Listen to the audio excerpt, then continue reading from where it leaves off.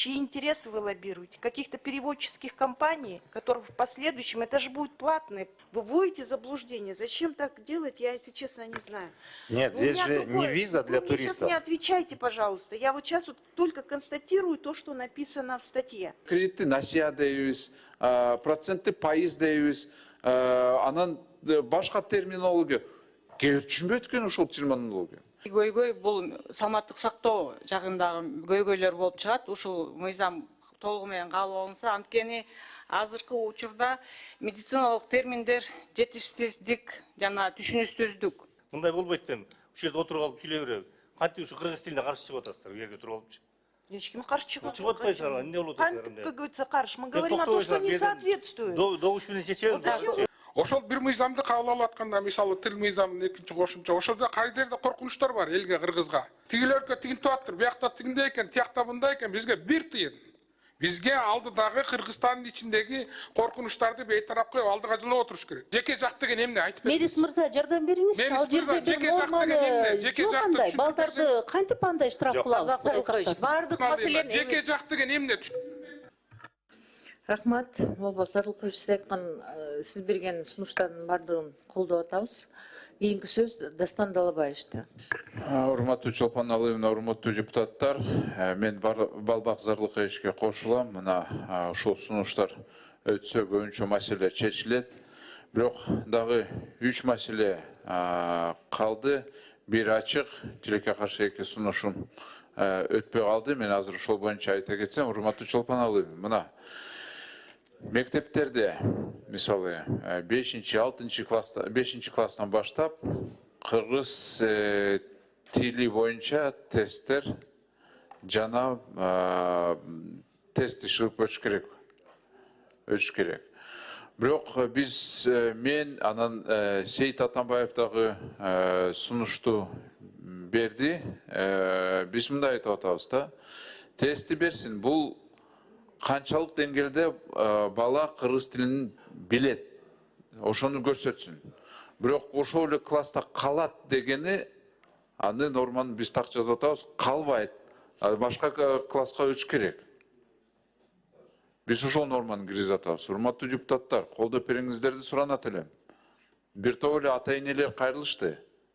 Мына ошол эле кыргыз, нокура кыргыз тилинде сүйлөгөндөр даже кайрылып атышат. Болбойт дейт. Бир топ эле кайрылуулар келди да. Ошон үчүн колдоп бериңиздерди суранат элем. Бул норма так эле болуш керек.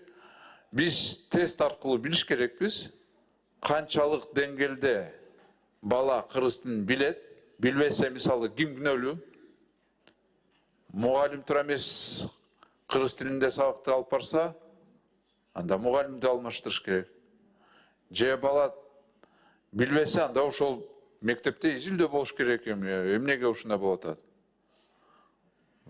Бул бир норма. Колдоп берет деп ишенем да, урматтуу депутаттар. Себеби силерге да кайрылышты. Аны Чолпон Алыевна. Меники сунушту дагы бир жолу карап бериңиздерди суранат элем да. Мына азыр Гуля Ахматкулдун бир нерсеге көңүлдү буруп атат да. Бул эртең эле өкмөт өзү ошого келет да. Мына биз айтып атабыз. ВНЖ алгандар, чет өлкөдөн келгендер, мисалы окууга келеби, жумушка келеби, анан бизде цифровой кочевник деген статус бар. Алар дагы ВНЖны алат. А биз айтып атабыз, ВНЖны алыш үчүн вид на жительство. Сен сөзсүз кыргыз тилиндеги тестти бериш керексиң. Өтө албайт. Өтпөсө демек көбүнчө жарандуулукту ала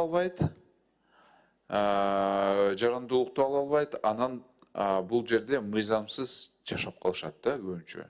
Же кетип калышат. Чет өлкөлүк студенттер кетет.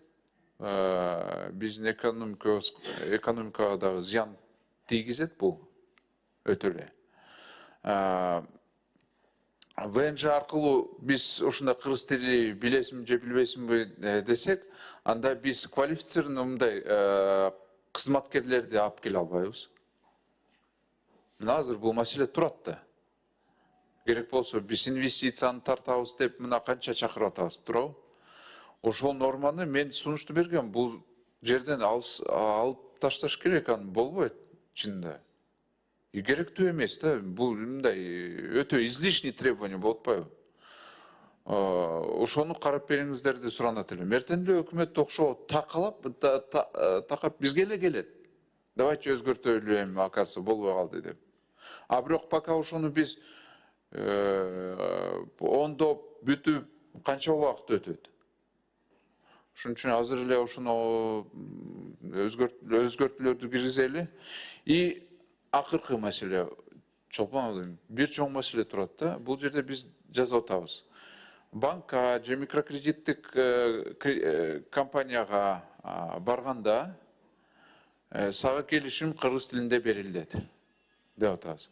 Зарылчылык болгондо орус тилинде же башка тилинде алсаң болот деп атат да. Мейли кыргыз тилинде болсун, оригиналында кайсы документ болот? Биз так эле билебиз, мыйзамдар боюнча, мыйзамдар кыргыз тилинде, орус тилинде менен айырмасы болсо, оригинал кыргыз тилинде болот. А бирок ошол келишимдер боюнча кайсы оригинал болот? Эртең эле соттор бир топ эле башталат да.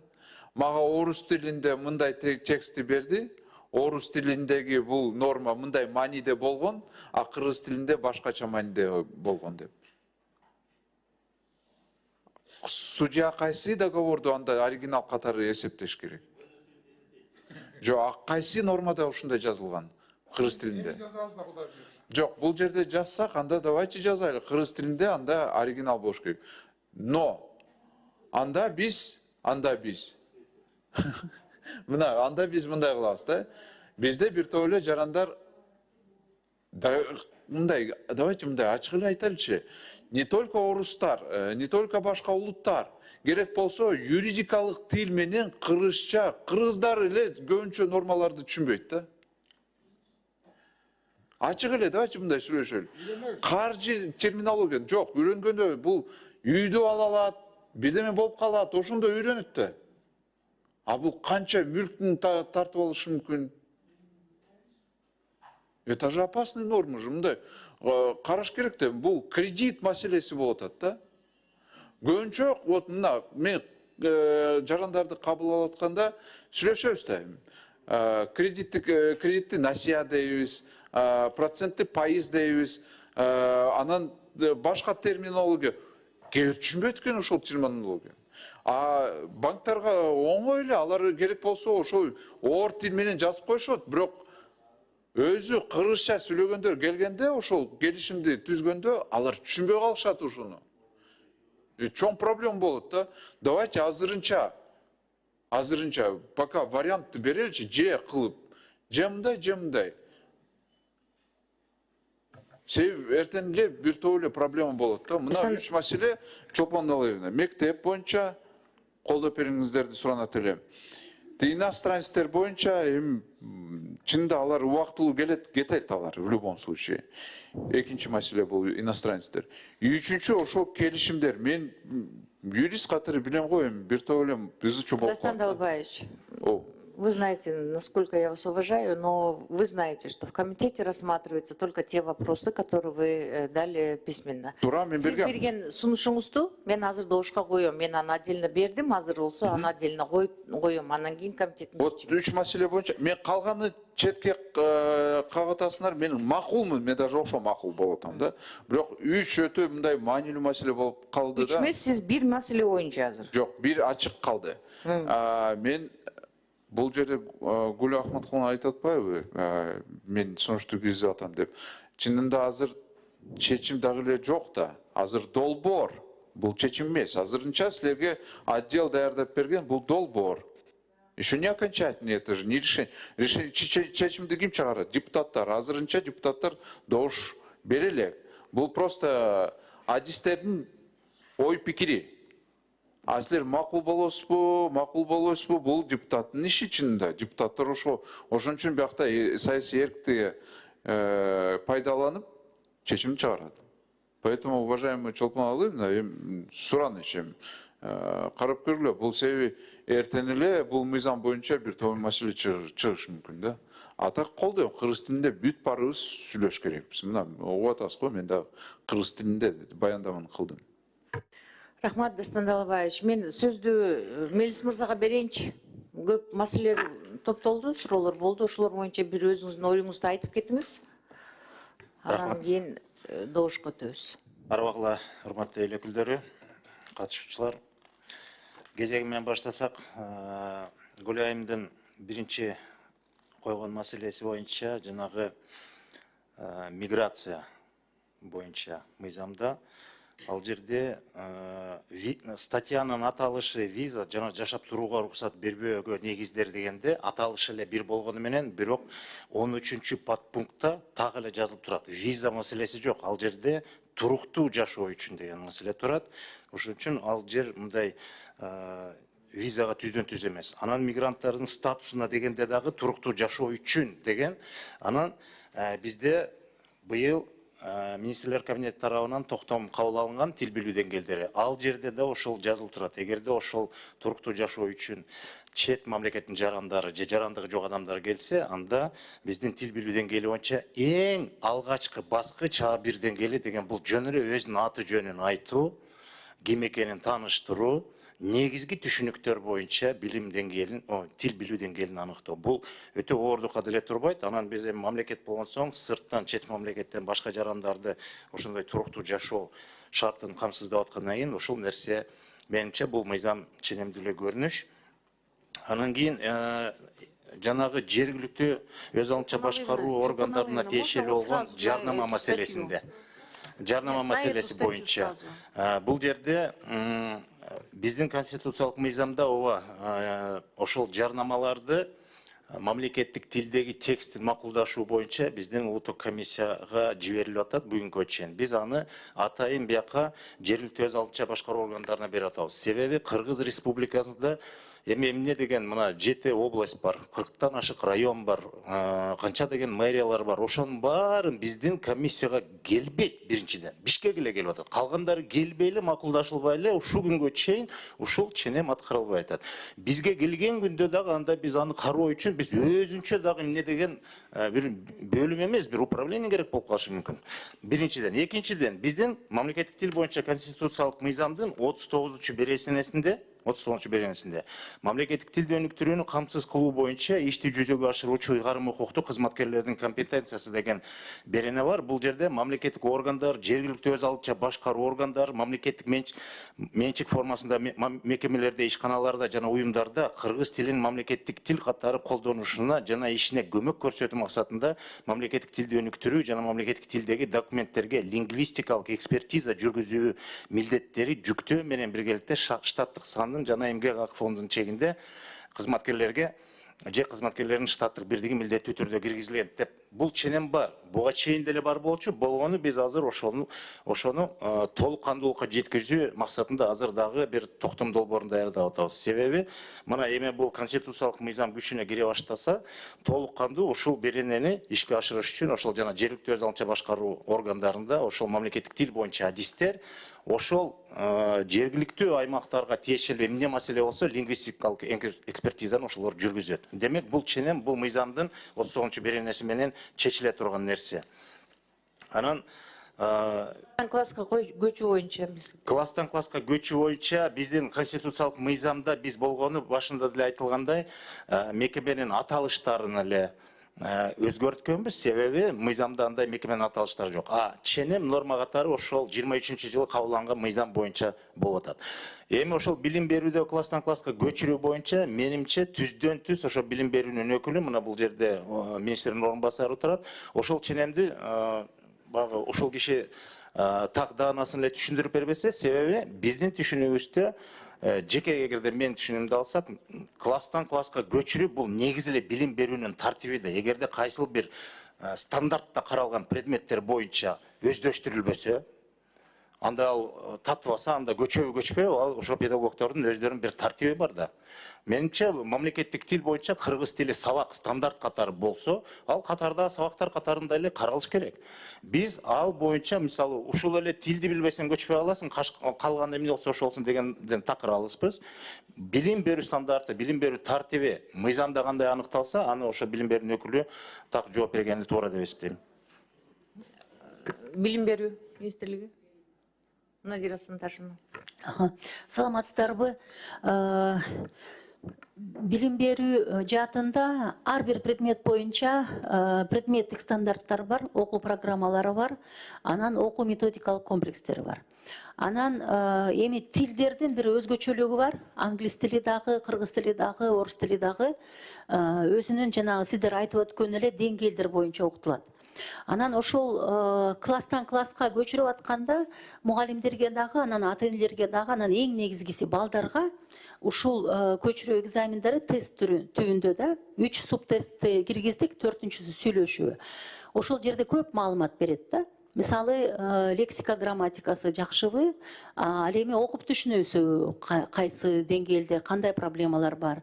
Анан эң негизгиси бул көчүрүү экзамени балдарды окуудан мындай четтетпейт. Болгону методикада кайсы проблемалар бар, баланын өзүнүн тил билүү деңгээлинде кайсы проблемалар бар. Анан эч качан класстан класска көчүрбөй калып эле, баланы калтырып эле, анан окуудан четтетүү эмес. Мунун негизги максаты мугалимге, окуучуга, анан ата-энеге маалымат алуу, ошол көйгөйлөрдү аныктоо, ошонун үстүндө иштөө. Болгон эле ошо. Рахмат. Суроо бериш үчүн сөз Жылдыз Эсенбековна, да? Рахмат Чолпон абайыма, саламатсыздарбы, урматтуу кесиптештер, бүгүнкү жыйынга чакырылгандар. Азыр менин кесиптештерим ушу билим берүү жагында көйгөйлөрдү, банковский сферадагы көйгөйлөрдү, юридикалык жакта көйгөйлөрдү айтып кетти. Бирок мен эсептейм, бул эң негизги көйгөй бул саламаттык сактоо жагындагы көйгөйлөр болуп чыгат. Ушул мыйзам толугу менен кабыл алынса, анткени азыркы учурда медициналык терминдер жетишсиздик жана түшүнүксүздүк. Кыргыз тилинде бирдиктүү так медициналык терминология азырынча толук иштелип чыга элек. Бул диагнозду, дарылоону туура түшүндүрүүгө көйгөй жаратат. Ал биринчиси, эң биринчиси.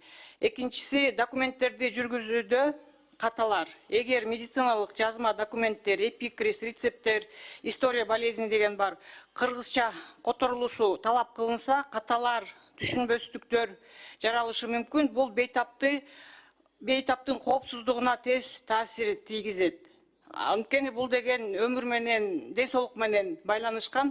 Ошондо туура эмес диагноз коюлуп калса, туура эмес диагноз которулуп калса, бул абдан кооптуу болот да. Ушуну кандай чечесиздер? Азыр мындай эме жок болгондо, подготовительный период, переходный период деген болгон эмес да. Азыр келип эле силер айтып атасыңар, азыр ушундай кетиш керек деп. Азыр жанагы класстан класска которуш боюнча дагы. Азыр Надира Санташевна айтып атат, бул которула берет, анан сиз да айтып атасыз, ошондой деңгээлде башка предметтерди билиш керек, билбесе которулбай калат деп. Бирок биз баарыбыз жакшы билебиз, кандай китептер менен азыр мектепте колдонуп атышат, кандай китептер менен окуп атат, кандай методикалар бар. Анын баары жетишсиз. Ошо кыргыз тилди жакшы деңгээлде үйрөнүп чыгыш үчүн. Биздин балдар деле окуп атат кыргыз тилде ошо мектептерде. Азыр билебиз кантип окуп атышат, кандай деңгээлде окутулуп атышат. Азыр мен билгенде, менде маалымат бар, кыргыз тили мугалимдерине доплата жасалбайт экен. Орус тил, англис тил мугалимдерге доплата берет экен. Айлык аз, мугалимдердин деңгээли аз, методика жакшы, методика жок, мындай жеңил методика, жеңил үйрөнгөнгө. Орус тилинин китебин алсаң ал, каждый эмеге темага деген мындай өнүгүүлөр болот да, упражнениялар. Подробный, последовательный. Андай китеп жок бизде кыргыз тилде окуш үчүн. Медицина тармагында кандай иштер жүргүзүлүп атат? Ушундай иштер жүргүзүлүп атабы ушу толук медициналык терминдерди которуу боюнча? Рейс мырза. Бул боюнча медицина тармагында биздин бул тармакты дагы мамлекеттик тилдин акыбалы кандай экен биз министрлик менен дагы, министрликтин өкүлдөрү менен дагы тыгыз эле иштешип азыр бир нерсе аныкталды. Биринчиден көп жылдан бери мамлекеттик тилге коюу маселеси боюнча бир топ эмгектер бар экен. Советтик мезгилдерден бери деле бар экен. Болгону учурунда саясий чечим болбогондуктан ошол иштелген эмгектердин баары азыр тизмектелип чаң басып, кээ бирлери китепте болуп чыккандары бар экен. Анын баарын биз азыр бирден чогултуп, 1-2-3 эмгек бар экен. Мисалы, ошол сиз айтып аткан адамдын оорусунун же болбосо дарттын аныктоо боюнча жиктеме боюнча стандарт, эл аралык стандартка ылайыкталып, бир чоң китеп иштелип чыгып, ошол өзү тагдыры чечилбей дагы деле ошол маселе ачык турат. Бирок азыркы жетекчи менен биз бул маселени азыр күн тартибине коюп, медицина тармагында өздөрүнүн академиясында атайын терминология комиссиясы бар. Алар ошол жерден бардык тармактын өкүлдөрү менен карап, дагы бир талкуулап, андан кийин жалпы бизден терминология комиссия бар жалпы. Ошого келгенде ошол баарын карайбыз. Буга чейин да медицина тармагына тиешелүү болгон, дармектер каражаттарына тиешелүү болгон дагы терминдердин улам баягы замандын талабындагы терминдердин баарын тизмектеп, аныктап, бекитип, азыр иш нугуна салып колдонууга башталды. Бир акыркы мына 1-2 жыл болду. Былтыр чыккан, мисалы, дар-дармектер боюнча, медициналык боюнча дагы айрым терминдердин бир жыйнагы былтырда чыккан. Ага чейинки эмгектер да бар. Азыр болсо кезекте жана чоң дарттардын жиктемеси ал кезекте турат. Ошол дагы кароо алдында турат. Анан бул жаатта албетте бир күндө баары оңолбойт, бирок буга чейин тажрыйбалуу дарыгерлер өздөрү баягы турмуш тажрыйбасынан каныккан терминдерди тизмектеп келип, эми ошону жалпы дарыгерлер тармагына же болбосо медицина тармагына кароого сунуштап атышат. Ошондой иштер азыр бар, жок эмес. Экинчи, жана сиздер айттыңыз, банктар, нотариаттар жаатындагы дагы мамлекеттик тилдин орду боюнча. Биз бир нерсени унутпашыбыз керек, расмий тил деген бар да бизде, конституцияда да бекитилген. Биз мисалы жарандардын кайрылуусу боюнча ага мындай жооп бербөө деген нерсе жок. Болгону гана ошол кызматкерлер ошол мамлекеттик тилди да билиши керек, анан мамлекеттик тилде иш жүргүзүү деген сөз, бул мисалы расмий тилди четке кагуу жана колдонбоо деген сөз эмес да. Эки тилде деле жүрө берсең, ошентип бара-бара биздин мамлекеттик тилибиздин макамына татыктуу деңгээлде ошол иштин баары камсыздалат. Эгерде бүгүн баштабасак, анан качан баштайбыз деген суроо. Азырынча эмес, кийинки өтөлү деп отуруп, мына уже 35 жыл болду, 89-жылдан бери кабыл алганыбыз мамлекеттик тил жөнүндө мыйзамды. Ошол тиешелүү баягы укуктук базада орду бар, бекемделип, мамлекеттик тилдин макамын бышыктай турган негиздерди сунуштап атабыз да биз азыр сиздерге. Бул жаатта болсо эч кандай мындай бир жарандардын укугун чектөө же болбосо ишмердүүлүккө терс таасирин тийгизет деген негиз жок. Мамлекеттик тилди билүү деңгээли бул бир гана. Рахмат. Сиз мындай жомоктоодо эле айтып койдуңуз, бир жерде бир чоң китеп бар, азыр чаң болуп жатат деп. Ошол китептин аты кандай, автору кандай, ошол китеп качан анан тиражирование болот, ошол китеп менен качан ошо студенттер окуп баштайт. Ошондон башташ керек да. Мындай подготовительный период болуш керек да. Бир китеп бир жерде чоң китеп ошо терминология менен чаң басып жатат деп. Жакшы айтып бердиңиз. Жок, терминологиялар жаңы чыкты, ал колдонууга алынды расмий. Медициналык, айрым медициналык терминдер боюнча жыйнак, анан дары-дармек каражаттар боюнча терминдердин жыйнагы чыккан. Бул былтыр чыккан биздин терминология борбору аркылуу. Ал эми жанагы мен айтып аткан китеп бул көп жылдан бери иштелип чыккан. Мен азыр жанымда алып жүрбөгөндүктөн азыр так аталышын, анан авторун айта албайм. Болгону ошол медицина тармагында көп жылдар бою ошо мамлекеттик тил боюнча адис болуп иштеп келген аксакал кишибиз бар. Ошо терминология комиссияда дагы бизге аралашып жүргөн. Мына ошол киши да. Мейманжан, аты Мейманжан агай, улуу мундун өкүлү, бирок көп өмүр бою ошо медицинада, ошо мамлекеттик тилде, ошо медициналык кызмат көрсөтүү аракетинде мамлекеттик тилге которуп, ошол терминдерди, колдонулган түшүнүктөрдү, ошону иштеп чыгып, баягы сигнальный деп коебуз го, биринчи үлгүсүн иштеп чыгып, китебин да басып чыккан экен. Азыр биз министрлик менен ошол маселе боюнча сүйлөшүп, өзүнүн тартибине салынды. Медициналык академия ошону бардык жагынан да карап, алар педагогикалык жаатында да карап туруп, анан ошону бекитилгенден кийин расмий окуу куралы катары колдонууга алынат деп ишенебиз. Бул бир эле китеп медицинанын баарын камтый албайт. Жок, эми албетте. Аябай көп терминология бар, аябай көп диагноздор бар. Анан сиз ошону жаңы эле баштап атасыз, бир китепти таптырсың ал чаң басып жаткан. Бирок ал китепти тиражирование жасап, ошол китептин алып, ошонун основаниясында методический эмел пособиялар болуш керек. Бул деген чоң убакытты талап кылат да, чоң каражатты талап кылат. Биринчи ошонун баарын даярдап алып туруп, анан кийин медицинада шашпаш керек да, такырчы бул кишинин өмүрү менен, кишинин саламаттыгы менен байланышкан закон болот. Медицина Ошол жерде тармагында деген бир врач туура эмес түшүнүп, ошол диагнозду кыргызча которулганда туура эмес окуп алса, анан туура эмес дарылап, туура эмес жардам көрсөтсө, кишинин саламаттыгы менен, өмүрү менен байланышкан болот да. Ошон үчүн шашпай, ошол чоң китептерди жакшылап окуп, изилдеп чыгып, ошолордун баарын мындай тиражировать этип, балдарды, студенттерди ошо менен окутуп, анан кийин киргизиш керек да. Менин ошондой сизге сиздин оюңузга толук кошулабыз, бирок бул нерсе мындай буга чейинки барып аткан, алып барылып аткан иштерди бир нугунан чыгарбайт. Буга чейин кандай иштеп атса жүрүп атат. Болгону ошол мамлекеттик тилдеги ошол терминдерди колдонуу иши акырындык менен, этабы менен, өз баягы нугу менен параллелдүү түрдө алып башталат. Рахмат. Кийинки сөз Гүл Ахматкулунан.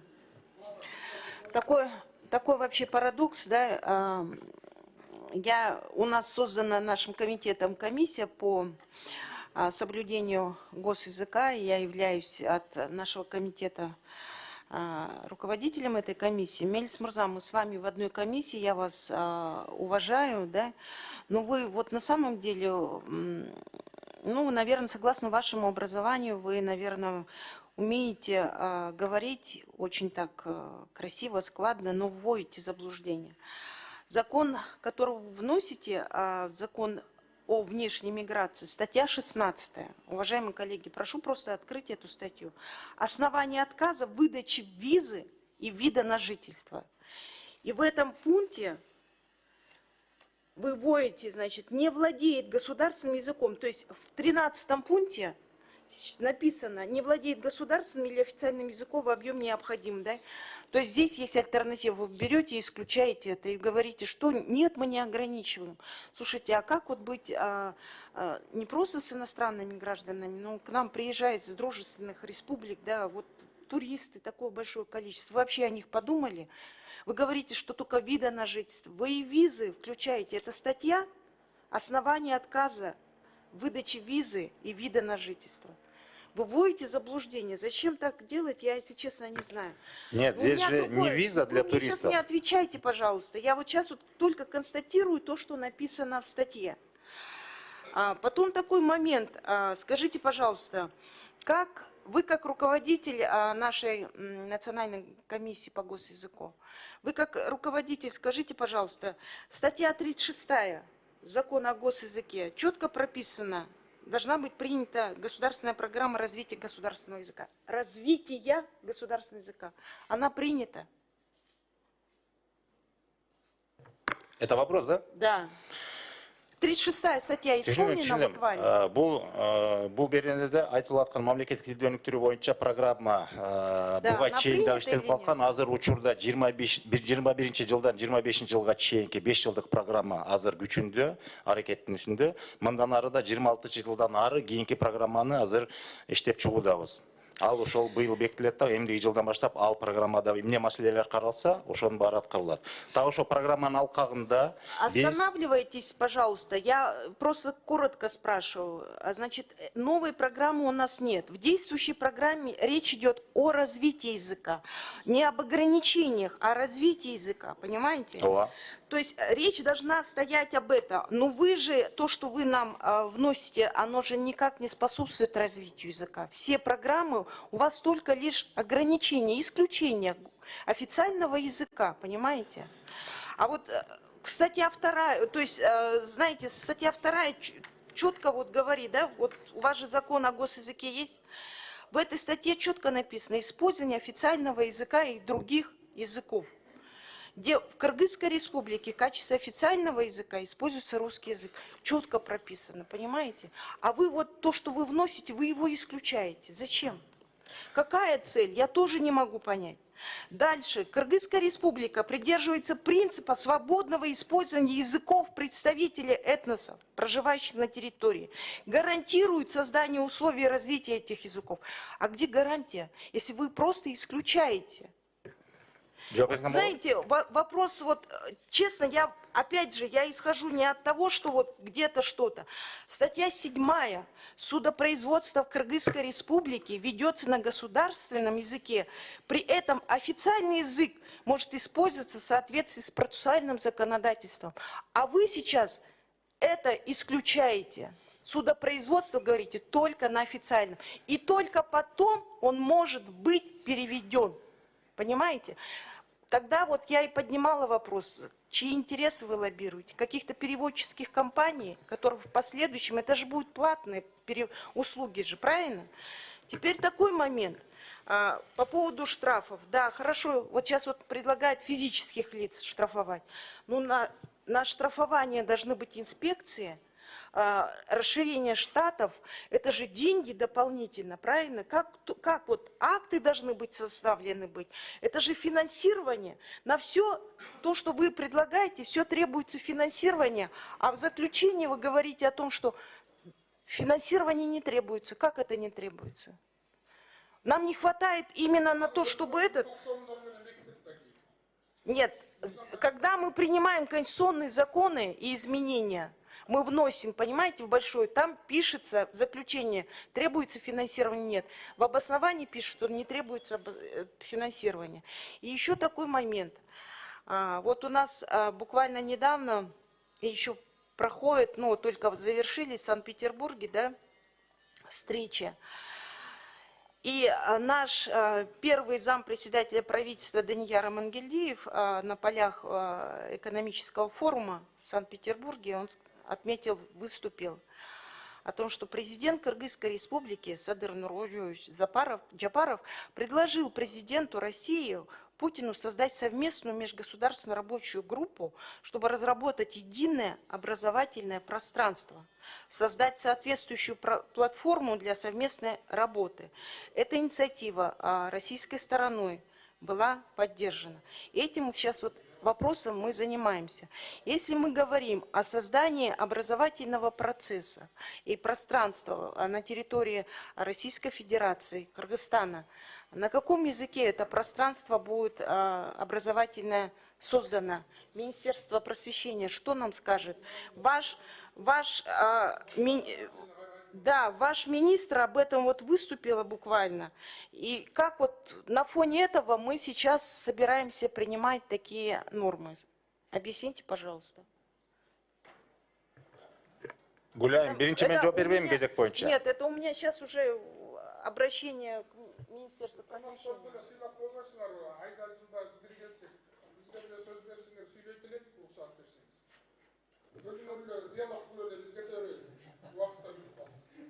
Нет, нет. Эми азыр көрүп атпайсызбы, Гүл Ахматкуловнага уже экинчи жолу сөз бердим. Бая 40 мүнөт сүйлөдү, азыр болсо 20 мүнөттөн бери сүйлөп атат. Мен кыскача жооп берейинчи программа боюнча. Гүлайым, сиз баягы укуктук база албашкан нерсе, бирок мамлекеттик тилди өнүктүрүү программанын алкагында мен кыскача эле айтайын. Эч бир тил кысма калынбастан, четке калбастан, тескерисинче биздин мамлекетте жашап аткан этностук азчылыктардын тилдерин да өнүктүрүү маселеси да каралган. Ошол тил үйрөтүү жаатында, мамлекеттик тилди үйрөтүүдө биз этностук азчылыктын тилдери аркылуу үйрөтүү маселесин карап атабыз. Мисалы, иш кагаздарын бирдей типтүү баягы үлгүлөрүн жаратып 700дөн ашык документ KG деген сайтка жайгаштырылган иш аракетибиз бар. Ал жерде расмий тилден келип карап издеп кайсы документ мамлекеттик тилде кандай жазылаарына чейинки мүмкүнчүлүктөр түзүлгөн.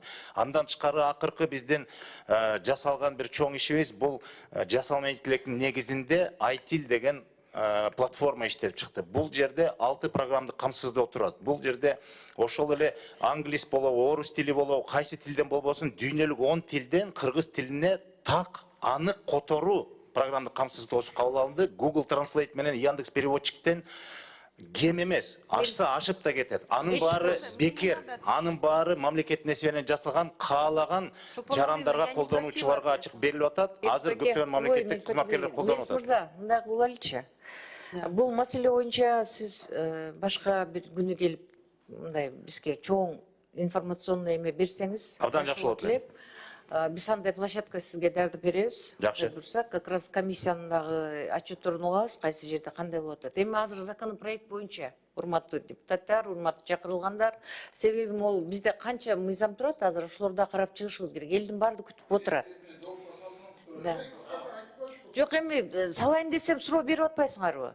Кызык экенсиңер силер дагычы. Ну, вопрос же серьезный.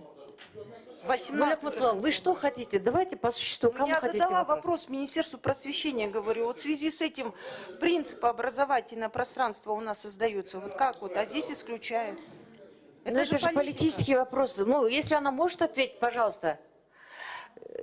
Чолпон алайын да, мындан кейін андай регламент менен баралчы. Егер аналогично деген бар, сессияда кандай болсо, биякта да ошондой 3 минуттан убакыт бериңиз, болду, андан эме кылбаңыз. Мындай болбойт да, ушул жерде отуруп алып сүйлөй береби. Кантип ушу кыргыз тилине каршы чыгып атасыздар, жерге туруп алыпчы. Ешкім қарсы шығып Чыгып атпайсыңар, эмне болуп атасыздар эмне? Как говорится, қарсы. Мы говорим о том, что не соответствует. Добуш менен чечебиз. Вот зачем вы вводите заблуждение? Нурбек Өмүрбекович, мен сөз бердим азыр эме билим министрине, агартуу министрине. Кантип қарсы? Айтыңыз, айтыңыз. Можно, да, можно на русском языке? Вопрос был на русском языке. Вообще во всех общеобразовательных организациях, невзирая на форму собственности, у нас преподается несколько языков. Государственный язык, русский язык и английский язык, но не во всех школах английский, но можно несколько иностранных языков. В этом плане мы соблюдаем очень хорошую сбалансированную программу, и более того, мы с Российской Федерацией сейчас очень тесно сотрудничаем, и с 1 по 12 класс именно Российская Федерация нам адаптирует все учебники по русскому языку и литературе. Ну, вот более подробно, конечно, время нужно. Урматтуу депутаттар, кийинки сөз Балбак Барылкановна. Урматтуу төрайым, урматтуу депутаттар, бизгечи башка өлкөлөрдөгү проблемалар бир тыйын. Башка өлкөлөрдө эмне кылса ошо кыла берсин. Биз өзүбүздүн тилибизди өнүктүрүп, өзүбүздүн өлкөдө жашашыбыз керек. Өзүбүздүн тилибизди өнүктүрүп атканда, ошол иштеги коркунучтарды бейтарап кылып алдыга жылып отурушубуз керек. Ошол бир мыйзамды кабыл алып атканда, мисалы тил мыйзамынын экинчи кошумча, ошондо кайдерде коркунучтар бар элге, кыргызга. Ошолорду бейтарап кылышыбызда алдыга жылай беришибиз, тилибизди өркүндөтүп. Тигилерге тигинтип атыр, биякта тигиндей экен, тиякта мындай экен, бизге бир тыйын. Бизге алдыдагы Кыргызстандын ичиндеги коркунучтарды бейтарап коюп алдыга жылап отуруш керек. Ошондо биз өзүбүздүн улутту дагы, тилди да баарын сактайбыз. Экинчи маселе, мыйзам баарына тең иштейт. Урматтуу министр айым, образование, билим берүү. Сиз эгер мыйзамда жазылып турса, жеке жактарга 5000 сом десе, юридикалык жактарга 17000 сом десе, жеке жак деген мектепте бала да, ата эне. Юридикалык жак деген мектеп да. Бул сага Балбакка тиешелүү, сага Иванга тиешеси жок деген сөз эмес. Ошон үчүн биз ушу сунушту келтирип атабыз. Биз жарандарыбызды коргоп атабыз коркунучтардан. Алдыга тил келип, ошол статьяга келип, тил мыйзамын өнүктүрүү такалып калбаш керек. Ошону азыр алып салып, ошондон аттап өтүп алдыга жыла беришибиз керек. Мына конкретный планы бар. Тил комиссиясынын 27-28 жылга чейин бардыгы билиш керек деген. Болду, ошо менен кетиш керек. Тил өнүгүүдөгү тоскоолдуктарды гана алып коюшубуз керек. Рахмат. Жарайт. Урматтуу Чолпон Алыевнадан суранам, андай норма жок. Бала эгерде мисалы кыргыз тилден Кудай сактасын, экзаменде мисалы жана азыр менен андай ошондой норма жок. Жеке жак деген эмне айтып бериңиз. Мерис мырза, жардам бериңиз. Ал жерде бир норманы жок андай, балдарды кантип андай штраф кылабыз? Бардык маселени жеке жак деген эмне?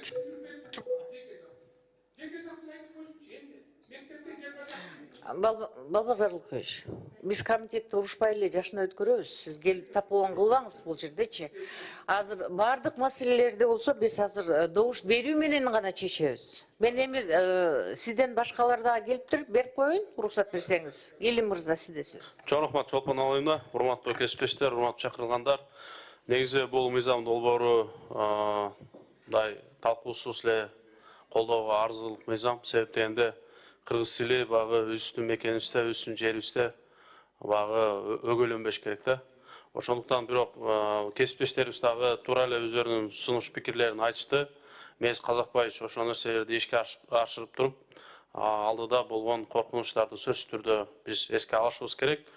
Бул мыйзам мамлекетибиз үчүн, элибиз үчүн, коом үчүн пайда алып келет деп ишенем. Анан эми урматтуу кесиптештер, бул мыйзамды баарыңыздарды колдоого чакырат элем. Себеби мыйзамды баарыбыз билгендей эле учурдун, замандын, кырдаалдын талабына жараша сөзсүз түрдө өзгөртүүгө жатат мындайчы.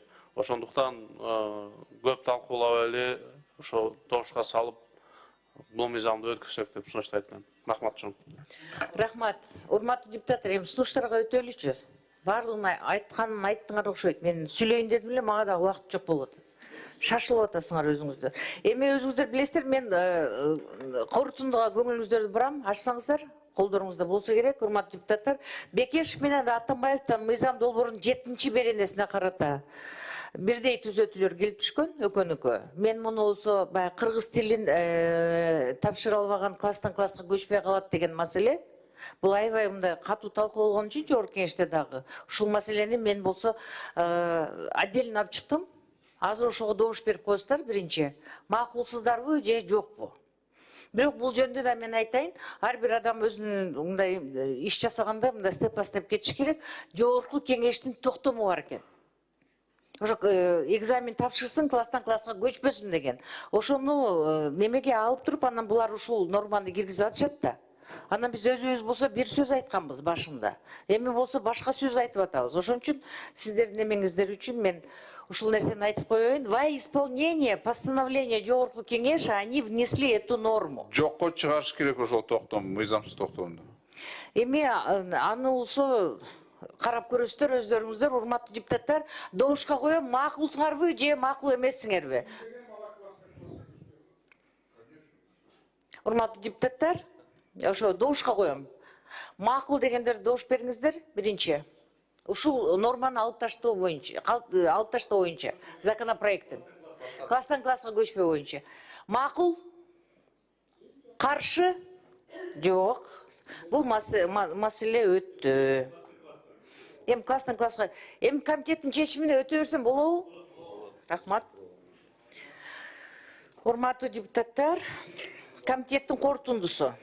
Мамлекеттик тилди колдонуу маселеси боюнча Кыргыз Республикасынын айрым конституциялык мыйзам актыларын өзгөртүүлөр киргизүү жөнүндө Кыргыз Республикасынын конституциялык мыйзам долбооруна карата комитеттин чечими жактыруу жана аны бир эле мезгилде 2 жана 3 окууга кабыл алууга сунуштайбыз. Себеби мекенчил депутаттык тобунан, Альянс парламенттик фракциясынан, Ишеним парламенттик фракциясынан, Ынтымак парламенттик фракциясынан элдик депутаттык топтон корутундулар келип түшкөн. 2 окууда добушка коем, добуш бериңиздер. Макул? Каршы? Жок. 3 окууда макул? Каршы? Жок. Рахмат. Кийинки.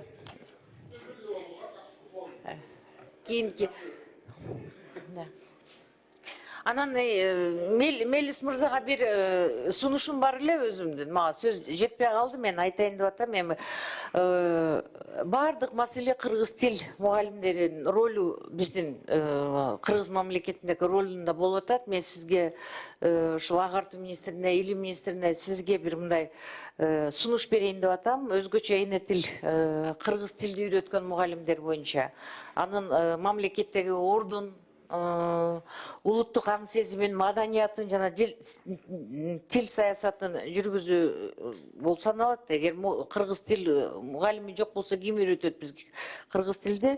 Бирок ошол эле убакта кыргыз тилде окуткан мугалимдердин баягы кадыр баркына байланыштуу, маянасына байланыштуу. Мен азыр аябай мындай кыжалатчылык менен бир сөз уктум да. Орус тилден берген мугалимдерге, англис тилден берген мугалимдерге дополнительный маяна кошуп берет экенсиңер. Кыргыз тил мугалимдерибиз үчүн маяна жок. Бул маселени сиз коюңуз. Бюджетке да коюңуз, өкмөткө да коюңуз ушул маселелерди. Ушул маселелерди коюп бардыгына мугалимдердин кадыр баркын өстүрбөсөк, өзүбүздүн кыргыз тилибиздин, эжекелерибиздин, агайларыбыздын, анда биз эмне жөнүндө сөз болуп атат? Бардык маселе ушудан болуп атат. Кыргыз тилин киргизүүдөн же болбосо аны мыйзам кабыл алуудан биз коркпошубуз керек. Биздин коркунубуз ошол законду алып кирип алып, мына элдердин алдында уят болбошубуз керек. Уят болуш үчүн бул кыргыз тил мугалимдерин көбөйтүшүбүз керек. Чоң рахмат. Сунуш берсеңиз. Абдан жакшы сунуш, биз колдойбуз. Буну карап туруп, ошо билим министрлиги менен кошо макулдашып туруп чечебиз буюрса. Кийинки мыйзам ушул эле бул пакет менен келген мыйзам. Мамлекеттик тилди колдоо маселеси боюнча Кыргыз Республикасынын айрым мыйзам актыларын өзгөртүүлөр киргизүү тууралуу Кыргыз Республикасынын мыйзам долбоору экинчи окууга кароо сунушталат. Демилгечи министрлер кабинети мыйзам долбоору боюнча Бекешев, Азыгалиев, Жунушалиева, Төлөбаев жана Кожокулова түзөтүүлөр келип түшкөн. Бекешевдин 4 түзөтүүсү келип түшкөн, четке кагылды. Депутат Азыгалиевдин 1 түзөтүүсү келип түшкөн, кабыл алынды. Депутат Жунушалиевдин 1 түзөтүү келип түшкөн, кабыл алынды. Депутат Төлөбаевдин 6 түзөтүү келип түшкөн, 6-тен кабыл алынды. Депутат Кожокуловадан 5 түзөтүү келип түшкөн. Ал бүт бардык беренелерди алып салуу боюнча ал кабыл алынган жок. Урматтуу депутаттар, комитеттин чечими мыйзам долбоорун экинчи окууда жактыруу, аны бир эле мезгилде экинчи жана үчүнчү окууда кабыл алуу. Себеби бардык фракциялардын чечимдери бар экен. Урматтуу депутаттар, экинчи окууда добушка коем. Добуш бериңиздер. Макул? Каршы жок. Үчүнчү окууда коем. Макул? Каршы жок. Рахмат. Мелис мырза, бара берсеңиз болот. Ишиңизге ийгилик болсун. Чоң рахмат.